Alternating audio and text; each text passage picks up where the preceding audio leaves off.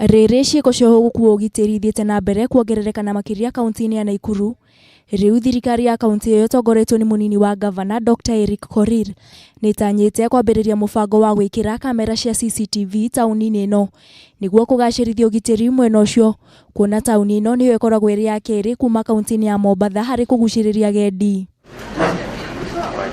Kuringana na county commissioner wa kaunti-ino Erastus Mbui, aigĩte ciĩko cia gũkuua ugitiri nĩ ciongererekete na njĩra nene, kuria arutĩte mũkana kũrĩ mũndũ wothe ũrĩ na itanya rĩa gũcogera ngũĩ, na makiria mbeũ njĩthĩ arĩa matarĩ na mawĩra akiuga nĩo makoragwo mũhari-inĩ wa mbere harĩ gũtabania ciĩko ta ici. We have fertile grounds like organized criminal gangs. We know we have them. We have been fighting them here.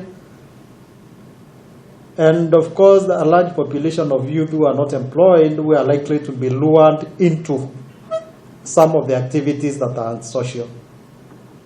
I would say our level of alertness has gone down.